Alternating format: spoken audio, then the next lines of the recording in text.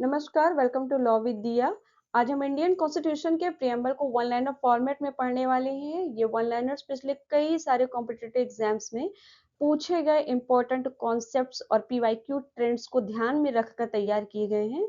हम हर one liner को सिर्फ याद नहीं करेंगे बल्कि उसके कॉन्सेप्ट को भी बहुत ही आसान भाषा में समझेंगे ताकि एग्जाम में हमें कोई कंफ्यूजन ना रहे। तो आइए बिना किसी देरी के प्रियम्बल के मोस्ट इंपॉर्टेंट एमसीक्यू और वन लाइनर्स को एक एक करके समझते हैं। The preamble is the introductory part of the Constitution and reflects its philosophy, ideals and objectives. सबसे पहले समझते हैं कि प्रियम्बल होता क्या है। प्रियम्बल कॉन्स्टिट्यूशन का इंट्रोडक्शन है। जैसे किसी किताब के शुरू में एक छोटा सा परिचय लिखा होता है कि किताब किस बारे में बताता है, जिसे हम प्राकथन कहते हैं। उसी तरीके से हमारे संविधान में प्रियम्बल होता है जो हमें बताता है कि हमारा संविधान की कौन सी वैल्यूज, आइडियल्स और ऑब्जेक्टिव्स पर आधारित है। ध्यान रखिए, प्रियम्बल में डिटेल्ड लॉज या आर्टिकल्स नहीं दिए गए हैं। यह सिर्फ कॉन्स्टिट्यूशन का विजन है और उसका पर्पस बताता है, इसलिए इसे कॉन्स्टिट्यूशन की फिलॉसफी भी कहा जाता है। एग्जाम के लिए याद रखिएगा कि एक प्रश्न आता है अधिकतर एमसीक्यूज में कि introductory part of the constitution preamble है कि नहीं है। ये स्टेटमेंट सही है कि गलत है, तो आपको इसमें ट्रू लगाना है। Next, the preamble is based on the objective resolution which was moved by Pandit Jawaharlal Nehru on 13th December 1946 and adopted on 22nd January 1947. तो दोस्तों, कॉन्स्टिट्यूशन बनने से पहले कॉन्स्टिट्यूएंट असेंबली में एक महत्वपूर्ण रेजोल्यूशन रखा गया था जिसे ऑब्जेक्टिव रेजोल्यूशन कहा जाता है। इसे पंडित जवाहरलाल नेहरू जी ने 13 दिसंबर 1946 को प्रस्तुत किया था और 22 जनवरी 1947 को अडॉप्ट किया गया इसे। बाद में इसे रेजोल्यूशन के मुख्य विचारों को लेकर प्रियम्बल तैयार किया गया। इसलिए कहा जाता है कि हमारे संविधान का प्रियम्बल है जो वो ऑब्जेक्टिव रेजोल्यूशन पर बेस्ड है। एग्जाम के लिए इन दो महत्वपूर्ण तिथियों को आपको बिल्कुल रट करके रखना है। बहुत पूछा जाता है ये प्रश्न कि हमारा जो ऑब्जेक्टिव रेजोल्यूशन था वो कब इंट्रोड्यूस किया गया था और कब अडॉप्ट किया गया था।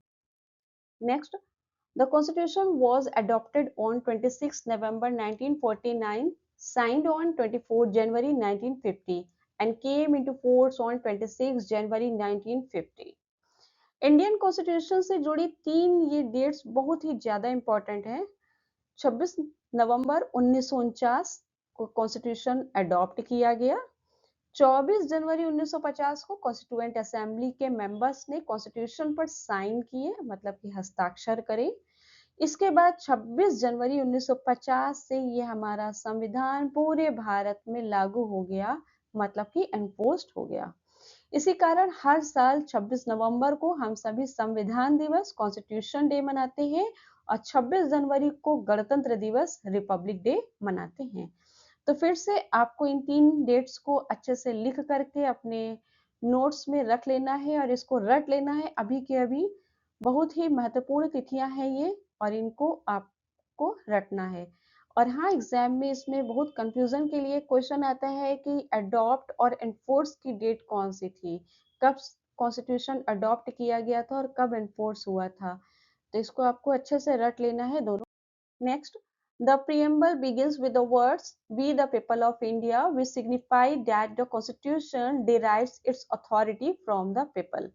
प्रियम्बल की शुरुआत "we the people of India" से होती है। इसका मतलब है कि कॉन्स्टिट्यूशन की असली शक्ति भारत के पीपल से आती है, ना किसी राजा से, ना ब्रिटिश गवर्नमेंट से और ना ही पार्लियामेंट से।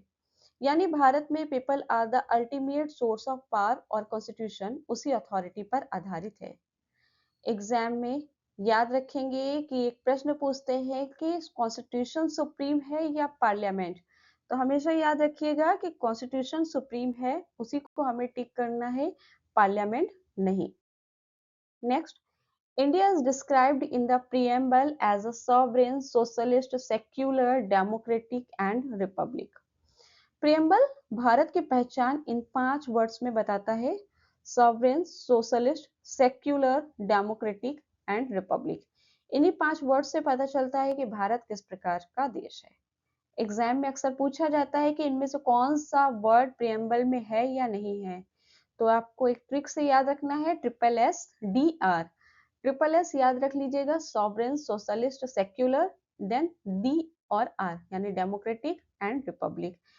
एग्जाम में एक प्रश्न और पूछते हैं कंफ्यूज करने के लिए कि क्या फेडरल शब्द प्रियम्बल में लिखा गया है। तो बिल्कुल नहीं लिखा गया है, इसे अपने दिमाग में बिल्कुल रख लीजिए कि फेडरल शब्द को प्रियम्बल में नहीं दिया गया है, तो उसे आपको नोटिक करना रहेगा। Next, the words socialist, secular and integrity were added by the 42nd Constitutional Amendment Act 1976। जब कॉन्स्टिट्यूशन 1950 में लागू हुआ था तब प्रियम्बल में सोशलिस्ट, सेक्युलर और इंटीग्रिटी शब्द नहीं लिखे गए थे। इन तीनों वर्ड्स को बाद में 42वें संविधान संशोधन अधिनियम मतलब 42nd कॉन्स्टिट्यूशनल अमेंडमेंट एक्ट 1976 के द्वारा जोड़ा गया। आज ये कॉम्पिटिटिव एग्जाम का सबसे फेवरेट क्वेश्चन माना जाता है कि ये तीन शब्द संविधान में कब जोड़े गए, हमारे प्रियम्बल में कब जोड़े गए। तो इन शब्दों को आपको याद रखना है, प्लस इस संशोधन को भी याद रखना है कि यह 42वां संविधान संशोधन था जिसमें ये जोड़े गए थे। Next, sovereign means India is independent in both internal and external affairs and is free from external control। Sovereign का मतलब है कि भारत एक इंडिपेंडेंट नेशन है, भारत अपने इंटरनल अफेयर्स और एक्सटर्नल अफेयर्स दोनों में खुद निर्णय लेता है। कोई दूसरा देश भारत को आदेश नहीं दे सकता, इसी कारण भारत को सॉवरेन स्टेट कहा जाता है। सॉवरेन को अगर हम इजी सी भाषा में समझे तो मतलब कि कंप्लीट इंडिपेंडेंस। बट याद रखिएगा कि यूएन या कॉमनवेल्थ की मेंबरशिप जो है उससे भारत की सॉवरेनिटी पर कोई भी प्रभाव नहीं पड़ता है। Next, socialist means India follows the concept of a democratic welfare state and aims to reduce social and economic inequalities। Bharat में सोशलिस्ट का मतलब कम्युनिज्म नहीं है, भारत डेमोक्रेटिक सोशलिज्म को अपनाता है।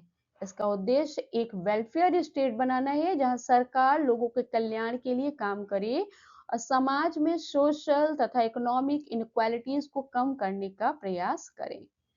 तो याद रखिएगा भारत कम्युनिस्ट स्टेट नहीं है।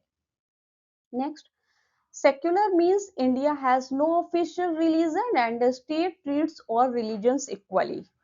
सेक्युलर का मतलब ये है कि भारत का कोई ऑफिशियल रिलीजन नहीं है, सरकार किसी एक रिलीजन को विशेष महत्व नहीं देती है और सभी रिलीजन्स के साथ समान व्यवहार करती है, इसलिए भारत को सेक्युलर स्टेट कहा जाता है।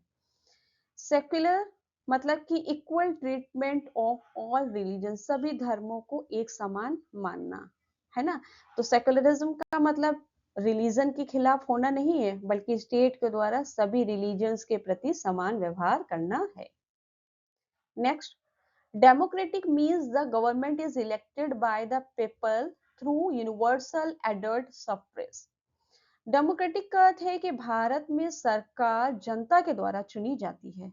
हर भारतीय नागरिक जिसकी आयु 18 वर्ष या उससे अधिक है और जो कानून के अनुसार योग्य है उसे वोट देने का अधिकार है। इसे यूनिवर्सल अडल्ट सफ्रेज कहा जाता है। इसी व्यवस्था के कारण भारत दुनिया का सबसे बड़ा लोकतंत्र माना जाता है। डेमोक्रेसी मतलब कि government elected by the people through universal adult suffrage, इसे आपको एग्जाम के पॉइंट ऑफ व्यू से याद रखना है। और एक और चीज याद रखिएगा एग्जाम पर्सपेक्टिव से, वोटिंग एज पहले 21 वर्ष थी जिससे 61st कॉन्स्टिट्यूशनल अमेंडमेंट एक्ट 1988 के द्वारा 18 वर्ष किया गया, जो कि प्रभावी हुई थी 28 मार्च 1989 से, यानी 28 मार्च 1989। Next, republic means the head of the state is elected and not a hereditary ruler। Republic का मतलब है कि देश का हेड ऑफ द स्टेट जनता के द्वारा अप्रत्यक्ष रूप से चुना जाता है, न कि किसी राजा या रानी की तरह वंशानुगत तरीके से पद प्राप्त करता है।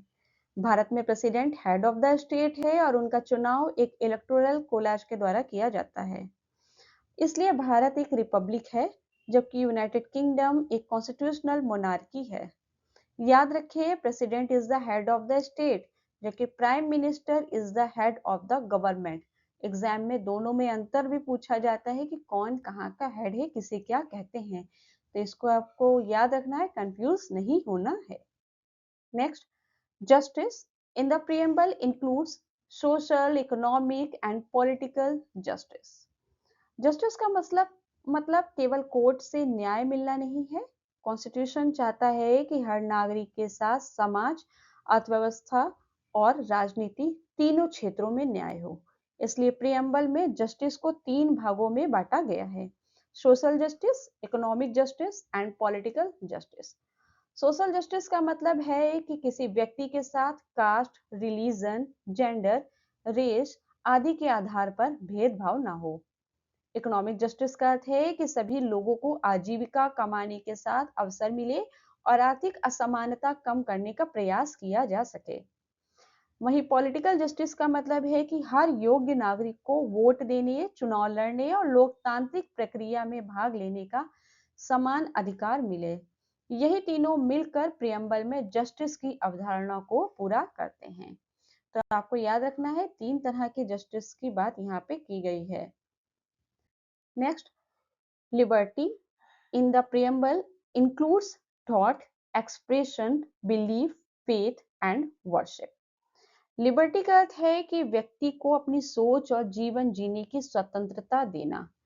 प्रियम्बल 5 प्रकार की लिबर्टी की बात करता है: thought, expression, belief, faith and worship. Thought यानी कि स्वतंत्र रूप से सोचने की आजादी, एक्सप्रेशन यानी अपने विचार व्यक्त करने की स्वतंत्रता, बिलीफ और फेथ का संबंध व्यक्ति की मान्यताओं और आस्थाओं से है, और वर्शिप का अर्थ है अपनी पसंद के अनुसार पूजा पद्धति अपनाने की स्वतंत्रता। लेकिन एक बात हमेशा याद रखिए, ये सभी स्वतंत्रताएं एब्सोल्यूट नहीं है। इनका प्रयोग कॉन्स्टिट्यूशन और कानून के अनुसार ही किया जा सकता है। तो आपको लिबर्टी के इन 5 भागों को याद रखना है। क्वेश्चन ये भी आ जाता है कि संविधान के प्रियम्बल में लिबर्टी कितने प्रकार की दी गई है? 1, 2, 3, 5 ऐसे करके ऑप्शंस दिए रहते हैं, तो आपको उसमें 5 पे टिक करना है। Next, equality in the preamble means equality of status and equality of opportunity. Preamble में इक्वालिटी के 2 भाग बताए गए हैं: इक्वालिटी ऑफ स्टेटस और equality of opportunity. Equality of status का मतलब है कि कानून की नजर में सभी नागरिक समान है और प्रत्येक व्यक्ति को समान सम्मान प्राप्त है। वहीं इक्वालिटी ऑफ अपॉर्चुनिटी का अर्थ है कि सभी लोगों को आगे बढ़ने और सार्वजनिक रोजगार जैसे क्षेत्रों में समान अवसर मिले। ध्यान रखिए, इक्वालिटी का मतलब यह नहीं है कि सभी लोगों की आय, संपत्ति या जीवन स्तर एक जैसा होगा। इसका अर्थ है कि सभी को समान कानूनी दर्जा और समान अवसर मिले। तो आपको याद रखना है कि इक्वालिटी में 2 चीजों की बात करी गई है: स्टेटस की और अपॉर्चुनिटी की। इक्वालिटी का मतलब ये नहीं है कि वो आइडेंटिकल ट्रीटमेंट दे रहा है ना? तो इस चीज को आपको याद रखना है। Next, fraternity promotes the dignity of the individual and the unity and integrity of the nation. Fraternity का अर्थ है समाज में ब्रदरहुड यानी भाईचारे और आपसी एकता की भावना विकसित करना। प्रियम्बल के अनुसार फ्रेटर्निटी 2 बातों को बढ़ावा देता है: डिग्निटी ऑफ द इंडिविजुअल और unity and integrity of the nation. Dignity of the individual का अर्थ है कि प्रत्येक व्यक्ति का सम्मान बना रहे और उसे सम्मानजनक जीवन जीने का अधिकार मिले। वहीं unity and integrity of the nation का अर्थ है कि देश की एकता और अखंडता बनी रहे। ध्यान रखें, इंटीग्रिटी शब्द मूल प्रियम्बल में नहीं था। अभी जैसे कि हम लोगों ने इसको पहले भी पढ़ा कि 42nd कॉन्स्टिट्यूशनल अमेंडमेंट एक्ट से हमारे प्रियम्बल में जोड़ा गया था। तो यूनिटी और इंटीग्रिटी एक जैसे शब्द नहीं, इनको भी आपको याद रखना है। एग्जाम में दोनों में कंफ्यूज मत होइएगा, दोनों में अंतर भी पूछा जा सकता है। Next, the preamble promotes the dignity of the individual and the unity and integrity of the nation. ये स्लाइड हम लोग पढ़ चुके हैं ऑलरेडी, तो अब हम लोग नेक्स्ट में मूव करते हैं। तो दोस्तों, हमारी आज की स्लाइड्स होती हैं यहाँ पे कंप्लीट, और अब हम लोग क्वेश्चन ऑफ द डे की ओर आते हैं। आज का हमारा क्वेश्चन है, which constitutional amendment added the word socialist, secular and integrity to the preamble? Option A 24th amendment, option B 42nd amendment, option C 44th amendment and option D 52nd amendment. तो अपने answers को comment box में जरूर लिख करके दीजिएगा, बताइएगा कि आज के लेक्चर्स से आपको क्या सीखने को मिला, क्या इसमें से कौन सा ऑप्शन सही है, इस प्रश्न का सही जवाब बताइए।